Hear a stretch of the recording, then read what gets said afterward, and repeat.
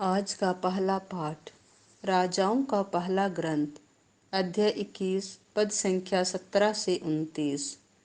तुमने इसराइल को पाप करने के लिए फुसलाया है।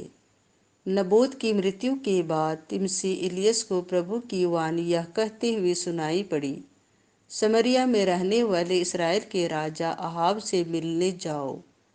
वह नबोत की दाख बारी में है। वह उसे अपने अधिकार में करने के लिए वहां गया है।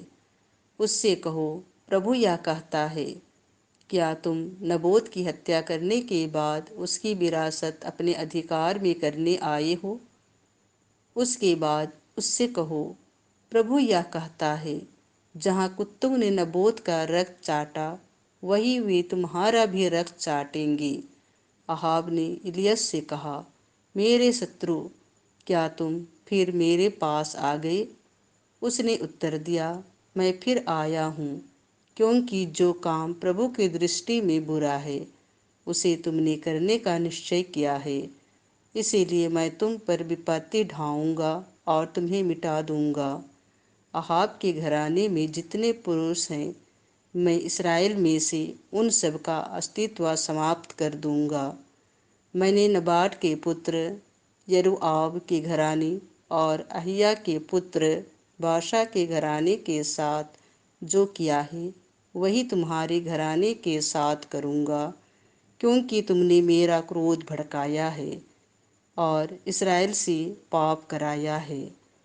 और इज़बेल के विषय में प्रभु यह कहता है, इज़राइल की चार दीवारी के पास कुत्ते इज़बेल को खा जाएंगे। अहाब के घराने का जो व्यक्ति नगर में मरेगा, वह कुत्तों द्वारा खाया जाएगा, और जो खेत में मरेगा, वह आकाश के पक्षियों द्वारा खाया जाएगा। अहाब की तरह कभी कोई नहीं हुआ, जिसने जो काम प्रभु की दृष्टि में बुरा है, उसे करने का निश्चय किया, क्योंकि उसकी पत्नी इज़बेल ने उसे बहकाया था। प्रभु ने जिन अमोरियों को इस्राएलियों के सामने से भगा दिया, अहाब ने उन्हीं की तरह देवमूर्तियों का अनुयायी बनकर अत्यंत घृणित कार्य किया। अहाब ने ये शब्द सुनकर अपने वस्त्र फाड़ डाले और अपने शरीर पर टाट ओढ़कर उपवास किया।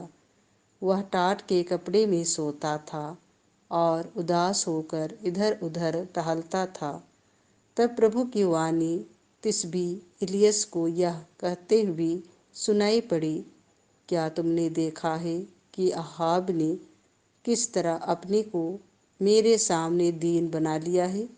चूँकि उसने अपने को मेरे सामने दीन बना लिया, इसीलिए मैं उसके जीवन काल में उसके घराने पर विपत्ति नहीं ढाऊंगा। मैं उसके पुत्र के राज्यकाल में उसके घराने पर विपत्ति ढाऊंगा। संत मत्ती के अनुसार पवित्र सुसमाचार अध्याय 5 पद संख्या 43 से 48। अपने शत्रुओं से प्रेम करो। यीशु ने अपने शिष्यों से कहा, तुम लोगों ने सुना है कि कहा गया है, अपने पड़ोसी से प्रेम करो और अपने बैरी से बैर।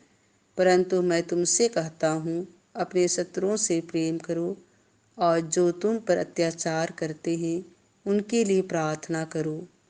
इससे तुम अपने स्वर्गीय पिता की संतान बन जाओगे, क्योंकि वह भले और बुरे दोनों का अपना सूर्य उगाता है तथा धर्मी और अधर्मी दोनों पर पानी बरसाता है। यदि तुम उन्हीं से प्रेम रखते हो तो तुमसे प्रेम रखते हैं, तो पुरस्कार का दावा कैसे कर सकते हो? क्या नाकेदार भी ऐसा नहीं करते?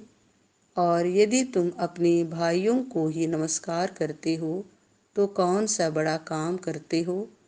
क्या गैर यहूदी भी ऐसा नहीं करते?